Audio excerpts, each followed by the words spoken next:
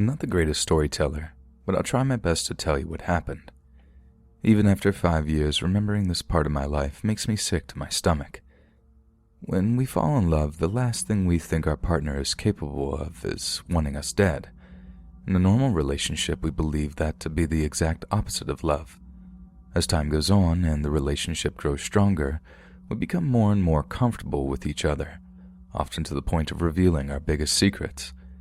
However, there sometimes comes a moment at the end of that relationship when we regret revealing those secrets because love rarely ends happily. In that situation, a former partner may feel unveiling that secret is a way to take revenge over the one that spurned them.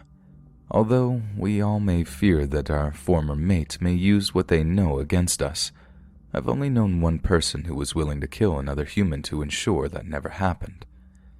Soon after completing college, I ran into a girl I had once briefly worked with. For the sake of privacy, we'll call her Mandy. I've been a manager at the GameStop located in my hometown, a place you've never heard of, so I'll leave out the name. Since I was a manager, having a relationship with another employee was frowned upon. So, despite our obvious attraction for each other, we kept things professional. However, knowing that there was no such barrier to us now, we soon started seeing each other and it quickly became physical. Looking back, I think we were rushing things because we felt we had a lot to make up for. And the amazing thing about relationships that are so passionate is they are exciting, but unfortunately burn out quickly and all that passion can turn into hate. This was the case with us, and it was all from her side. She was unable to accept that I would move for my new job and not stay in our little hick town with her. We managed to go our separate ways and agreed not to see each other again. My life went ahead and I moved to Dallas to take a new job. My memory of my time with Mandy was fading away. This was all changed when I received a phone call from a police detective from back home. He said that he needed me to come into the station and speak to him. He was quick to assure me that I was not being investigated, but it was an important situation involving my relationship with Mandy. I'll admit right now I was freaking out, but also puzzled considering it had been several months since we had even spoken to each other. When I arrived at the police station, I was led into an empty room and asked to sit and wait for the detective. This did little to help my feelings of dread. After waiting for what seemed like hours, the detective came into the room and sat across from me. What he said to me next would change my life forever. We received a tip from one of our confidential informants that your ex-girlfriend was looking to hire a hitman. After a 2-month-long investigation, we sent in one of our undercovers to meet with her to discover her true intentions. At the end of that meeting, we felt we had enough evidence to take Miss Lawrence into custody. After several hours of interrogation, she confirmed that you were indeed the target. My jaw dropped, and I asked the detective to repeat what he had just said. There was no way Mandy would do something like this. For a moment, I thought it was all a cruel joke. This kind of thing doesn't happen in real life, just in movies. But once I saw the file and heard the recording of her admitting to it, I had no other choice but to accept it. The detective and I spent the next 3 or so hours discussing my history with Mandy from beginning to end, and were still left with no motive. She refused to give a reason, and I was at a loss myself. Okay, the aftermath of our breakup was rather rocky, but nowhere near the point of having me terminated, so to speak. Hiring a hitman is an extreme answer to any problem, and I couldn't think of any that severe between us. We had to wait almost a year for the trial to start, but when it finally did, we got the answer to our number one question. It appeared that one night, Mandy had let slip to me a story pertaining to an ex-boyfriend that she was mortified I would repeat. She had woken up with this guy, and when she discovered he was engaged a few months later to a new girl, she contacted the girl and told her all sorts of lies about him. The lies scared the new girlfriend so much that she canceled the wedding and dumped him. She had apparently agreed to not tell the guy the source of the stories or even exactly what was said. She just bailed. To make the story even more crazy, Mandy was now going out with the same guy again. From what she said in her testimony, She was afraid that I would tell the guy that she was the person that destroyed his impending marriage. The funniest thing about this whole situation is that I didn't even remember that story until she repeated it in court. I guess the relationship was that important to her. So important that she would attempt to take the life of another she once claimed to also love. Well, anyway, Mandy was found guilty and sentenced to 10 years, and I imagine she'll probably be out in about 7. So Mandy, if you ever do read this and manage to get out of jail, I have a great idea. Let's never meet again.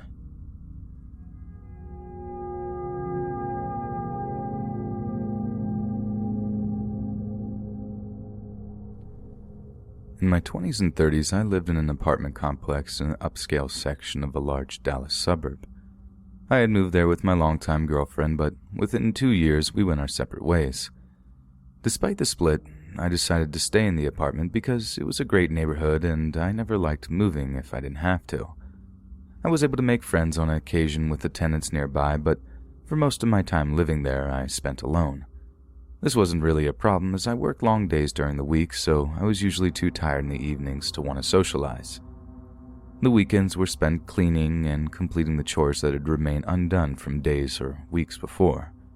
However, when I did find myself at loose ends on the occasional Saturday evening, I would invariably find amusement at one of the coffee shops or bars that were densely scattered throughout the neighborhood.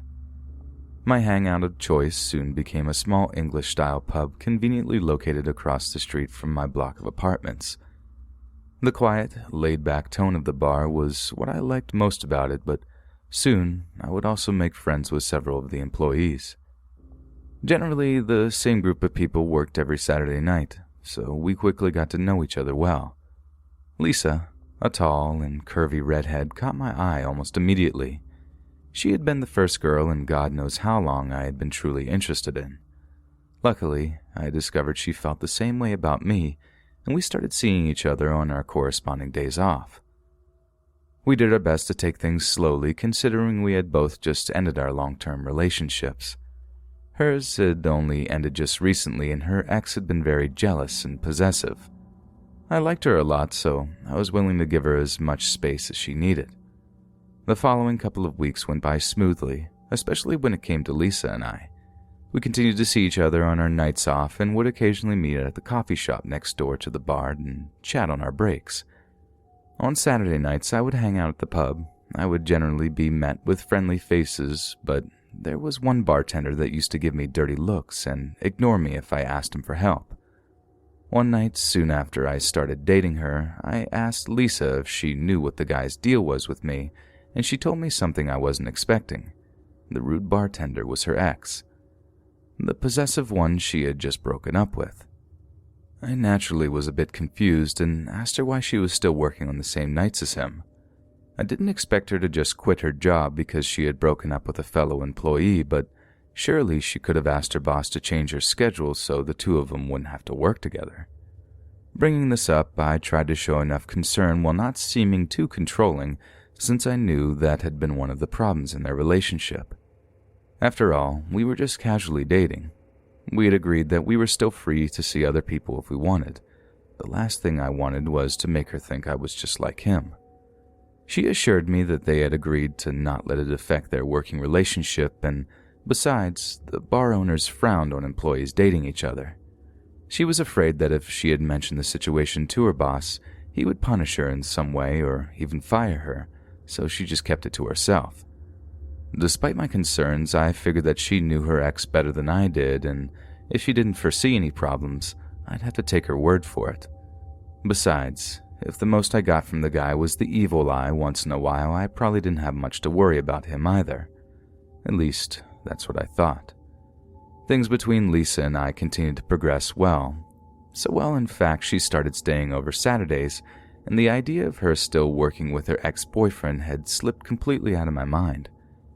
I would meet her after work and walk with her back to my place. This was our weekly routine until the winter started to really kick in. By December, it had become too cold to walk, so I started picking her up in my car. One late Saturday night, I met her at the back door of the bar like I did every week. As she walked toward the car, I could tell she was upset about something. When she got to the car, I asked her if she was okay. She cut me off and coldly assured me she was only tired and asked if I could take her to the gas station so she could get some coffee. Since I had no reason to think she was anything other than worn out from work, I agreed. As she came back to the car from the store, the bright lights lit up her face. I could tell she had been crying. Her face still held that deep red tone. When she got back in the car, she said she just wanted to go straight to bed. The urge to ask her what the matter was consumed me, but her icy demeanor stopped me. I hadn't seen her like this before, so I didn't know how persistent I could be before it sparked an argument. After all, maybe she was just tired, like she said, and her nerves were frayed. When we arrived at my place, she continued to say nothing. I did notice she stayed back near the passenger side of my car. She hadn't followed me to my front door like usual.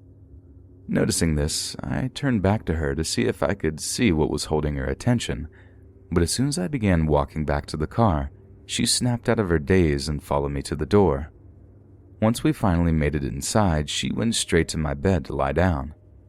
I was confused by her behavior. She seemed severely exhausted but wired at the same time.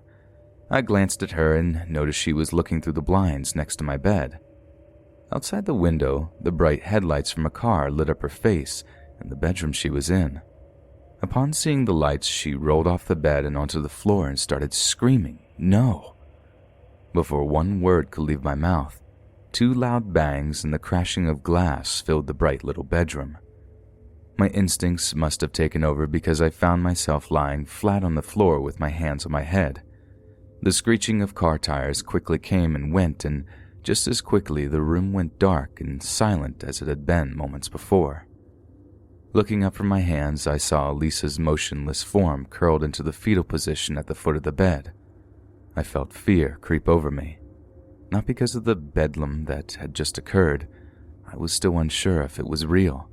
I was afraid Lisa was dead. Just as I started to lunge to her place on the floor, she sprung out of her ball and began wailing.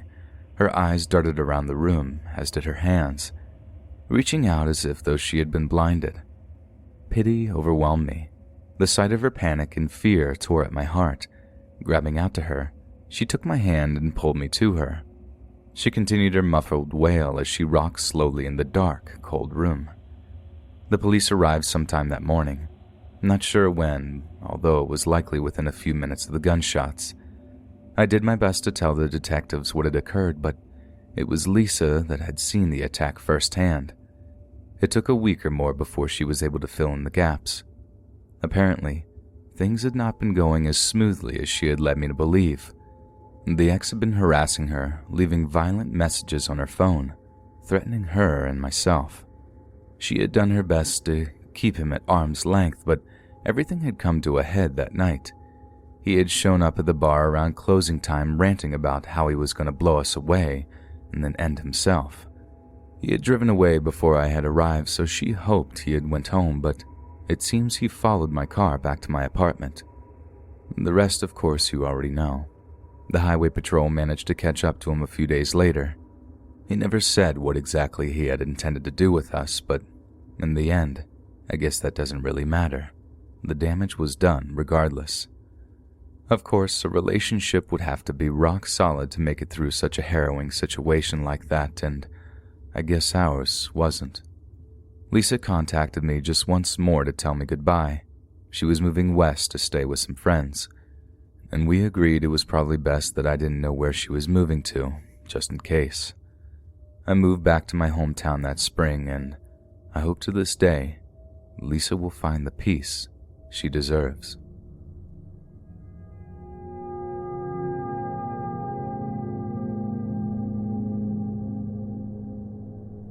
I have a sister about 5 years older than me.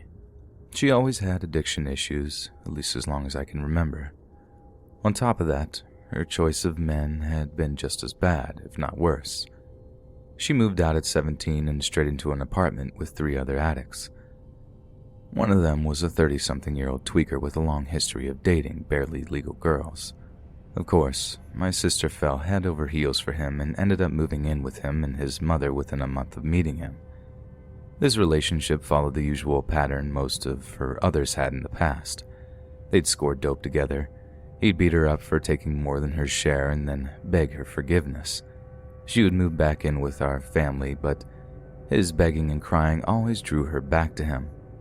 Over time, the apologies came less and less until she believed it was her fault for his actions and gave herself over to him completely. It didn't take long before the drugs take their toll and she was unable to hold down a job for more than a few days. Naturally, he couldn't be expected to work because of some phantom ailment or condition he suffered from. His only solution for their problem was to turn her onto the streets to sell her body for the substances they so badly craved. It took a near-death beating from him to get her to see him for the garbage he was. She ran home to my parents and they took her in with open arms.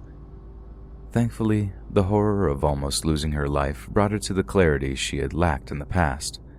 Her determination to get clean and change her life for the better was finally strong enough for her to pull it off. My parents once again funded a 90-day stint in a rehab program, the fourth time in fact. We were all pleased to see her taking it seriously, and even after leaving the treatment facility, she continued to attend NA meetings and keep clean. She took a job as a secretary at a local doctor's office and stayed there for several years until she left to raise her first child. Perhaps the biggest change in her life was finding God. She had begun attending a small Baptist church in the area and was soon volunteering there and at other church-run organizations on her days off.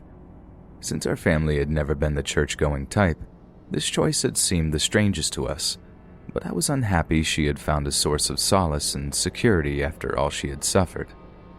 About 6 months after her release from rehab, my sister met a handsome young man when she was volunteering at the church food kitchen. He was also a volunteer there in addition to a leader of another local church's choir.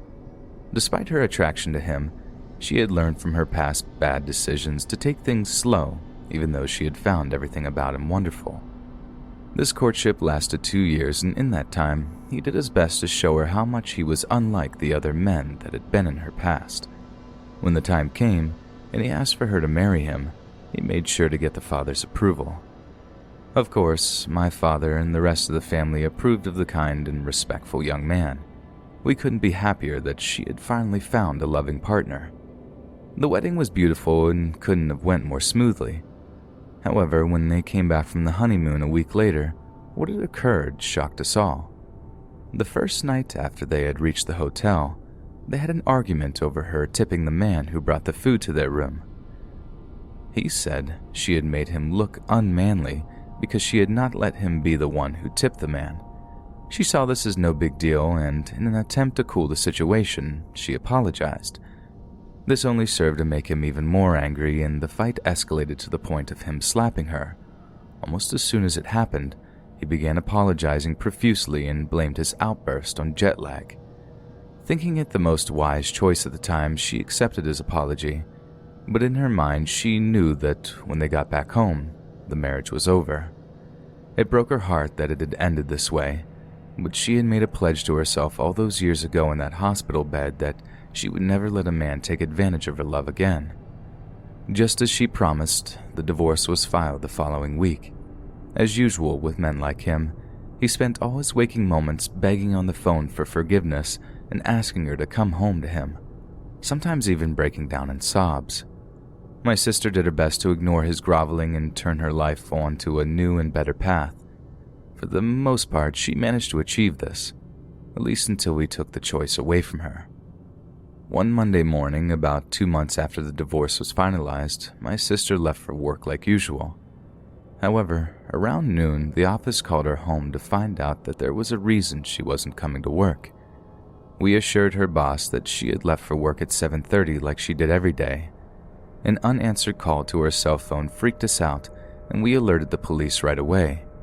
The only conclusion we could come up with was that her ex-husband had abducted her, or something much worse. We gave the cops all the information we could think of. All was left was to just sit and wait. The next 2 days moved at a snail's pace until we received a phone call from the police that my sister had been found and she was still alive. They had tracked them down to a ramshackle cabin. A passing motorist saw her ex-husband's car and called in with the location. The state police managed to storm the cabin early in the morning, catching him off guard. We could see when we reached the hospital that he had beaten her pretty badly. My intuition tells me he did much more, but I would never dream of asking her to relive it. We were all just overjoyed to have her back.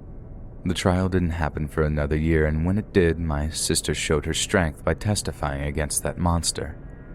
The jury found him guilty and he was sentenced to 20 years. Believe it or not, my sister managed to move ahead. She was even able to find a lasting and loving marriage. I've been blessed with 2 beautiful nieces and hope to be blessed with more. Her new husband is the finest man I've ever known and would give his life for my sister and his daughters. She has finally found that stable life she had been searching for so long. There is, however, a cloud hanging over this idyllic family. They were just notified that her ex-husband is being released on parole. After serving only 12 years of his sentence, he has conned the parole board into believing he was a new man. For the sake of my family and my sisters, I hope he really has.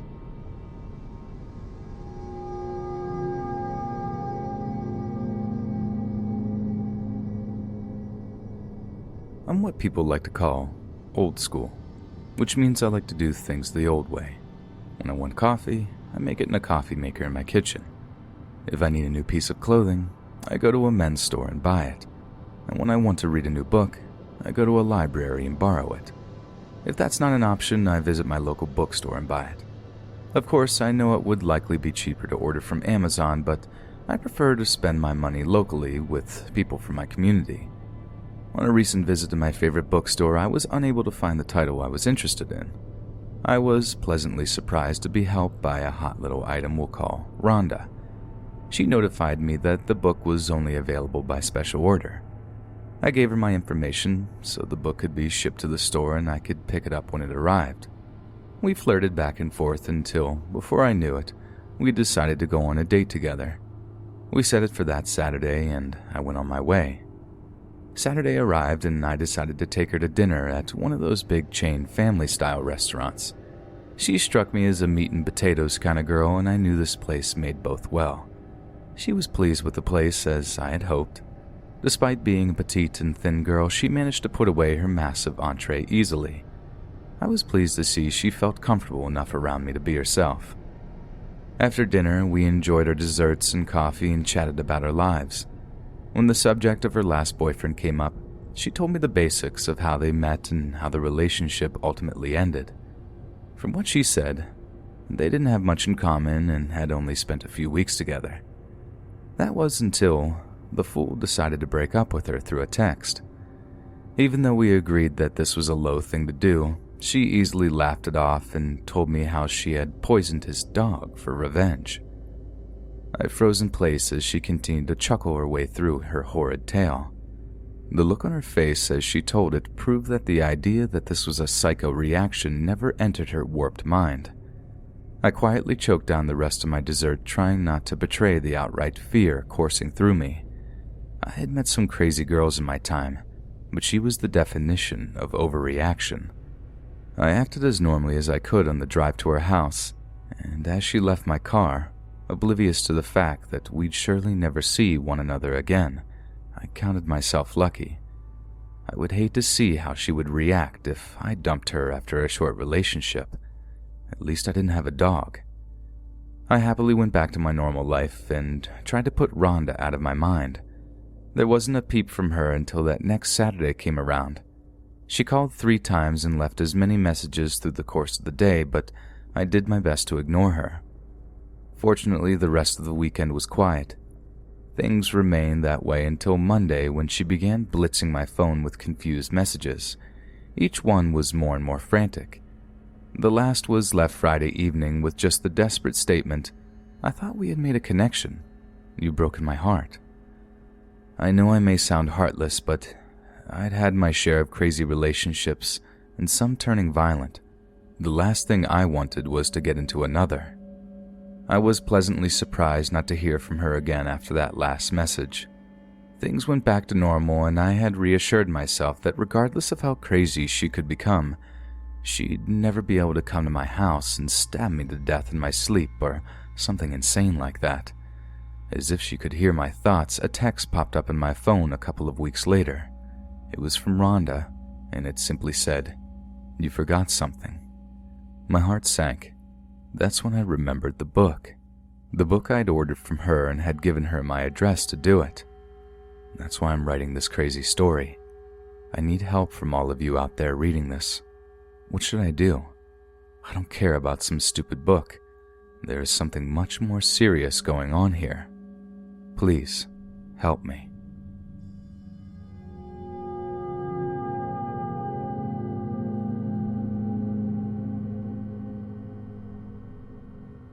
I'm purposely going to leave out names and certain details of this story.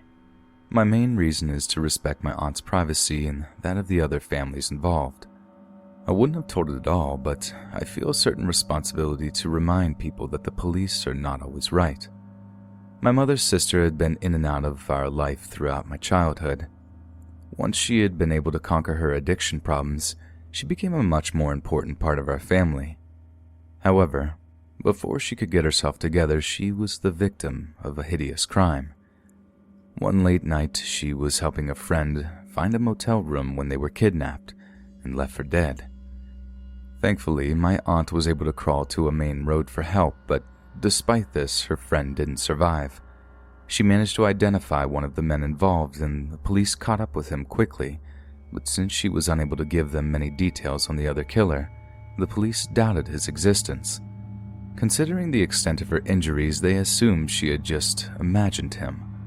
Although it was obvious that it would have been much harder for one man to abduct two young women, they wrote off her claims as just another irrational female. She did her best to return to the drug-free path she had set herself upon before the whole thing happened. Her days were filled with work, and her free time was spent doing her best to prevent the police from closing the case. Despite the fact the cops continued to believe that her attacker acted alone, she was continually providing them with similar crimes where the witnesses identified two young men. Regardless of the evidence, her claims fell on deaf ears. As the months dragged on, she became more convinced that the second killer would never be found. After Thanksgiving, the family focused more on the coming Christmas holiday and all the goodies that come with it. Whether we wanted to or not, my aunt and I were nominated by my dad to pick up a present for my mom. He would be working out of town until the last week of the month, so he gave us the job. I don't have to tell you how chaotic the Christmas shopping season is, but we managed to achieve our goal a few days early. To celebrate our triumph, we decided to stop off and get some fancy coffee. The traffic was light, so we saw no reason the car behind us should be riding our bumper. He soon started flashing his lights, and when we came to an empty stretch of road, he pulled to the lane next to us and began ramming the side of the car. It was obvious at this point he was trying to run us off the road. I freaked out, of course. Being only 19 at this point, I had never been in a situation like this, and how I didn't crash right away is beyond me. The second time he rammed his car into mine, my aunt started yelling out, "That's him! That's the guy that killed," and she mentioned her friend. She immediately dialed 911 and told them what was happening. It took a couple of minutes before the highway patrol came into sight behind us.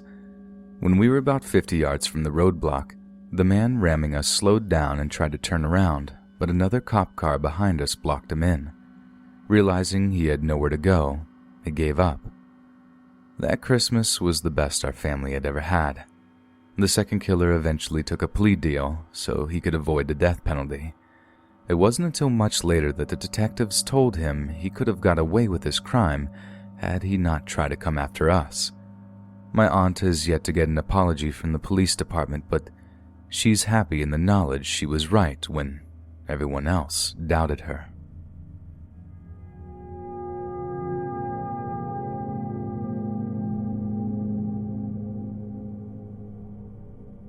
Despite my many misgivings, I'm writing this story down because my counselors agree that doing so could be a positive step in my therapy. Since I've been here for almost a year, I assume that some of those involved in getting me better think it's time for me to move on with my life. I'm not so sure, but here we go.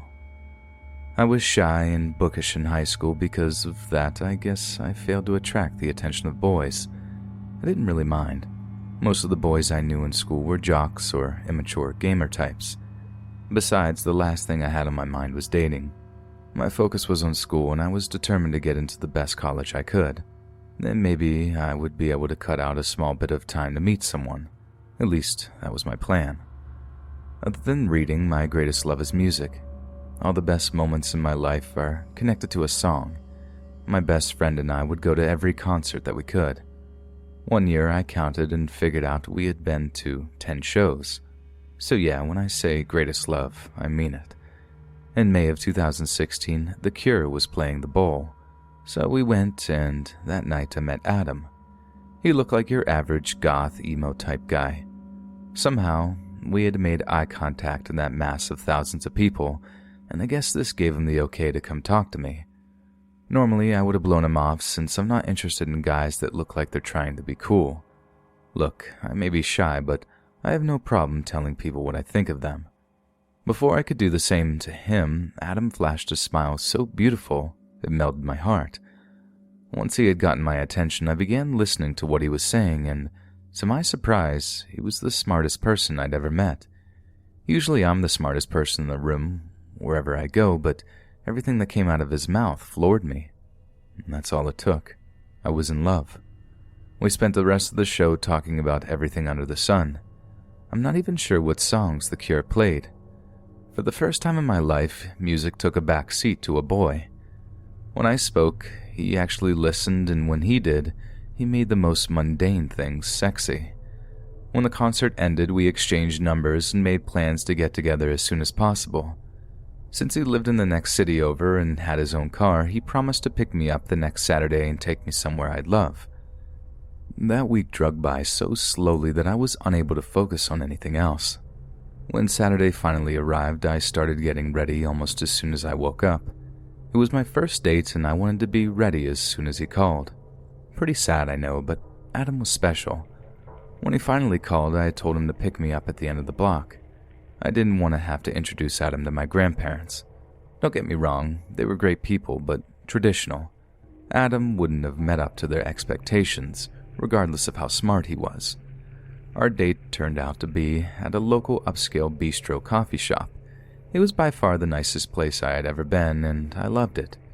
We shared a set of appetizers and finished the meal with coffee and dessert. Most of the boys I knew couldn't even say biscotti, let alone know what a bistro was, so I was impressed. The real surprise was after dinner when he took me to the large park on the edge of the city. We got there after 10, so we had the place to ourselves. We sat on a bench next to the lake and told each other the story of our lives. Once we were cuddled together, Adam looked over to me and placed a clumsy but tender kiss on my lips. It was the epitome of romantic. I always thought that I was above such tripe, but I discovered that when you fall in love, things such as this lose their cheesiness. We sat in silence for many minutes just talking in the beautiful scene. Then Adam began to speak in a quiet but concise voice. That was the first time I've ever kissed a girl. The tone in his voice was so cute, I wasn't able to stop myself from letting out a small laugh. I told him I wasn't laughing at him. I had just found the honesty of his confession so sweet. I couldn't help myself. About the time I got the last word from my mouth, I felt the sudden, stinging sensation of a slap across my mouth and chin. A warm, throbbing feeling continued to grow just below my nose, and the salty taste of blood filled my mouth. No, I can't do this right now. It's still too painful. Everything that happened is my fault anyway. Here we are again. It looks as if I've lost the battle against my masters. I had hoped that if I managed to put off finishing this story, the doctors would let it slide for at least the remainder of the year. Unfortunately, I was warned that if continued to put off what they called the inevitable, they would be forced to drug me and make me relive it in my personal sessions. I'm not sure at this point which choice is worse, but I know by choosing to tell it here, I have some control on how the story is told. So, this is the option I've chosen. Once I had realized I had been hit, I was frozen. Even though I could taste the blood in my mouth, the shock of being slapped by someone I loved was confusing. I know I was mortified to look at him in the face. The wait for another strike was agonizing, but it never came. At first, I thought he had ran away, but when I turned to look at him, his face was a frozen mask of shock. He looked as if though he had been the one who had been slapped, but once he realized I was facing him, the mask changed to one of fear and regret. I was at once overwhelmed by a blast of apologies and excuses. Despite all that was going on around me, all I could do was tell him to take me home. The apologies continued, but once he surrendered to the fact that his words were hopeless, he could only say, "Okay." On the walk and the long drive to my house, neither of us spoke. I don't know his thoughts, but when it came to me, I was still in a level of shock almost to the point of catatonic. As I walked to my front door, I could hear a string of muffled words coming from the car, but I was in no state to hear them or even care what they were. He slowly drove away, and that was the beginning of the end. I was unable to even comprehend what had happened for 2 days. My phone had been assaulted by calls from Adam since at least Sunday morning. I made no effort to listen to the messages he left, and once my box was full, the calls increased. I'm unaware of what occurred at school that Monday and honestly don't know when I got home. It wasn't until that night that I began slipping from my stupor. The fact that the guy I loved more than life itself had slapped me hit me far harder than he ever could. The dam broke free and I cried myself to sleep that night. I had no desire to go to school the next day, so I didn't. Besides being psychologically destroyed, the idea of explaining to my friends what had happened made me physically ill, too. I returned to school Thursday but refused to answer my friends' questions until they decided to let it go and stop asking.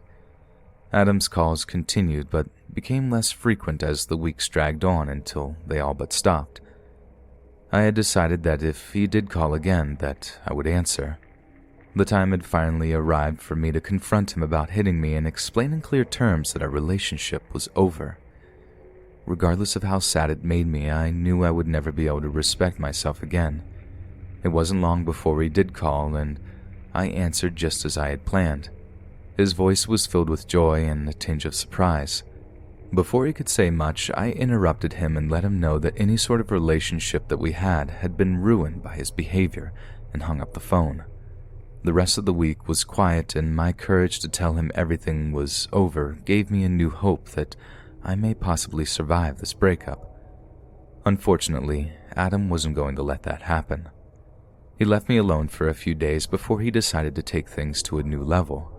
I felt that if he called, I was strong enough to deal with anything he had to say to me, but I was wrong. "Look, I know I made a mistake, but it's your fault I did it. You shouldn't have laughed at me. I've given you plenty of time to get over it, so let it go so we can move on."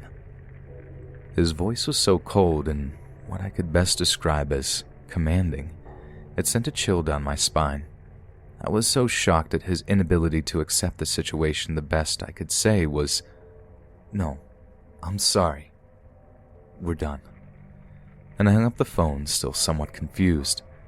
His ability to push the blame onto me so easily had me honestly bewildered. I couldn't fathom how someone so intelligent could be so sensitive.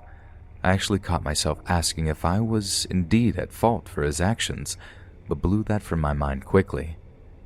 Things went back to radio silence for a few days until he called with his ultimatum to me.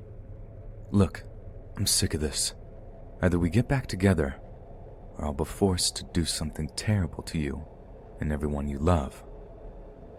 Without you, I have nothing to live for anyway." I could tell he had been crying. He tried to hide it, but the wavering in his voice gave it away. "Yeah, sure," was all I could say before I broke out in laughter and hung up. I was in awe of how someone could know someone such a short time and be so obsessed with them. That was the moment I realized I was over him and I could smile for the first time in a long time.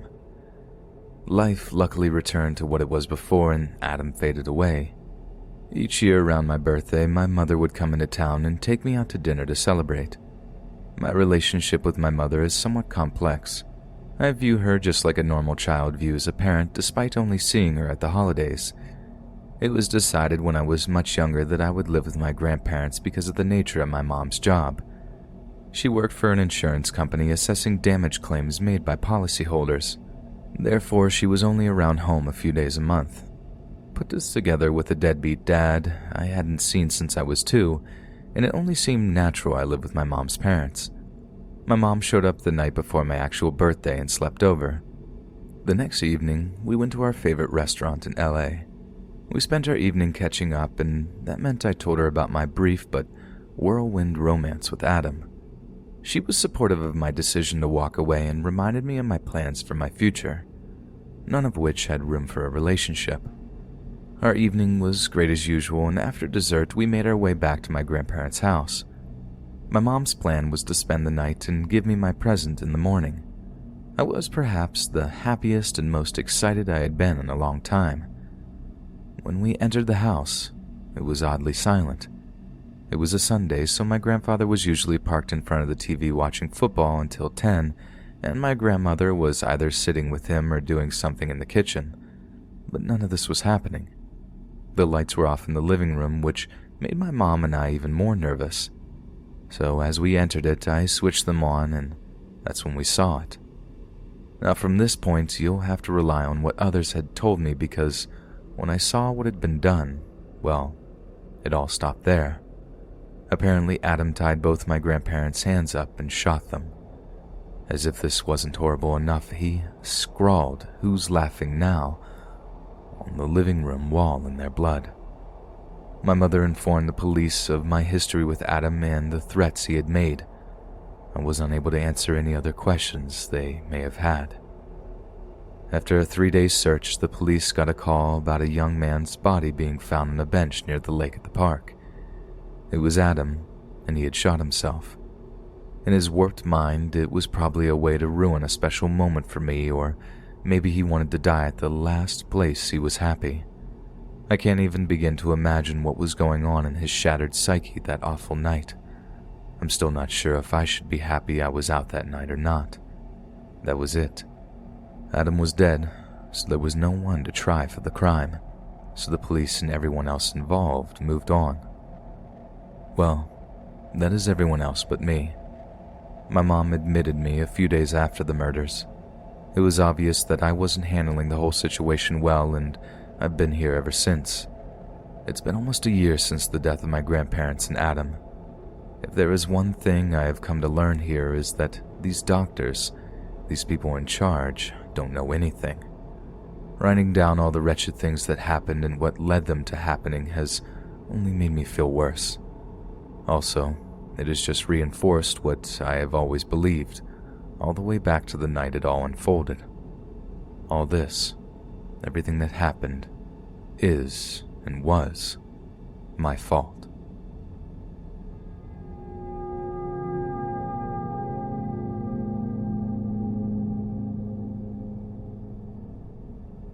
The following incident occurred in the late 90s when I was living in the States attending uni.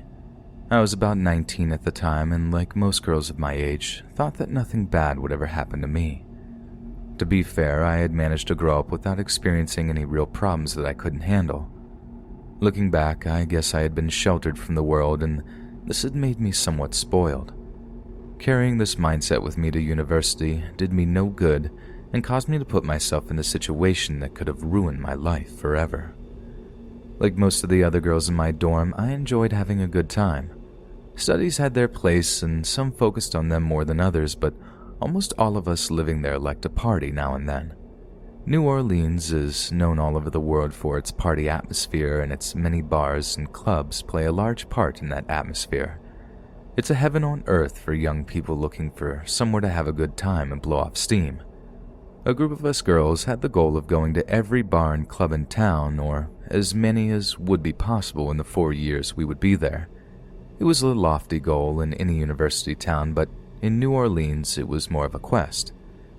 The weekend after the Christmas New Year's holiday had ended and the term was to begin, a small group of us made plans to go out and party before school began that Monday. When that Saturday came around, I was the only one of the girls that wasn't ill. Not being one to let other sicknesses get in my way of having a good time, I decided to go out anyway. We had planned to check out a small neighborhood bar just off of Bourbon Street, so that was where I started the night. It had the usual comfortable atmosphere you get from a neighborhood bar. I met a couple of the usual customers, mostly folks who lived or worked in the area, but the best part of the place had to be the cute bartender that poured me my first drink. I was invited to sit at a table with a couple of the other students I knew, and we began catching up on how our holidays had worked out. They left the table a couple of minutes after I sat down because the couple they were supposed to meet there showed up and waved them over to join them at their table. Realizing I had yet to even take a drink of my pint, I took a long slug, leaving only the last quarter. It didn't take long before I started feeling very dizzy. My tolerance had certainly decreased over the holidays, but I knew it would certainly take more than half a pint to put me under the table. There had to be something wrong, but in my state, I was unable to even form lucid thoughts. A pair of older men I didn't recognize joined me at the table. Instead of asking if I was okay, they claimed to be friends of my roommates. When I stated that I felt ill, they quickly volunteered to escort me back to my dorm. Before I could even react, the other two men whisked me out of the door of the bar and down the street. Through my glassy eyes, I attempted to focus on the sidewalk and where they were leading me. Despite being at the point of near unconsciousness, I had the clarity to realize we were going in the opposite direction of my dorm. That realization filled my body with fear and caused me to panic. I began yelling in a slurred tone, No, not this way." Men quickly attempted to quiet me down and assure me they knew the way. The fear that I may fall completely unconscious must have given me a shot of adrenaline. There was no way I was going to let these guys take me to God knows where and do what else or worse. The yells sounded more like screams this time. A group of college-age men walked past us and I took my chance. Help me! Help me!" It was the best I could muster, but it did its job. The group approached us and began asking if I was okay and what was going on. The two men with me tried to convince the group that I was just acting crazy, but the college guys didn't buy it. "Hey, how about we call the cops and you can explain the situation to them?" Upon hearing this, the two men ran away without another word. The college guys stayed with me until the police and ambulance arrived. They explained what had happened to the officers and I was taken away to spend the night at the hospital. When the police followed up, I told them what I could piece together from my still murky memory. Unfortunately, I was unable to give them any idea of who had drugged me. All we could be certain of was that my drink had been the source of the drugs, but who had actually done the spiking, no one could say. The investigation ended up going nowhere since there was no clear suspects or information. I was forced to continue with school, uncertain if those two men would come after me again or try to victimize other unsuspecting women. The semester ended and I flew home, unsure if I would return in the spring. I made the decision to return and I'm glad I did, considering I would go on to meet my future husband, Jerry, in my final year of university. The two gentlemen that attempted to abduct me were never arrested as far as I know, but it did come to light later that the cute bartender that poured my beer that night was being paid by the two unnamed men to drug the drinks of women that they pointed out to him. All these years later, I am still very aware of how lucky I was that night and how bad things could have went. If I'm ever blessed with a daughter, I will be sure to tell her that story when the time is right to ensure she does her best to never put herself in any position where she could come across any man like those two I met that night. I want to make it clear that I'm not posting this story here to scare anyone. Its one and only purpose is to remind you all that you are not almighty. You can be hurt, and there are men out there just sitting and waiting for a chance to take advantage of the smallest mistake. If you want to go out and have fun and blow off some steam, please do and enjoy yourself. However, keep the story in mind and let it serve as a warning. Please, always bring at least one friend along with you anytime you plan on going out. You never know. You may be the one that ends up saving a life. Hey friends, thanks for listening. Be sure to subscribe and click that notification bell to be alerted of all future narrations. If you got a story, be sure to submit them to my subreddit, r Let's Read Official, and give and receive feedback from the community. and maybe even hear your story featured on the next video. And join my Discord to interact with me and other listeners directly. And if you want to support me even more, grab early access to all future narrations for just $1 a month on Patreon, and maybe even pick up some Let's Read merch on Spreadshirt. Links in the bio. Thanks so much, friends, and I'll see you again soon.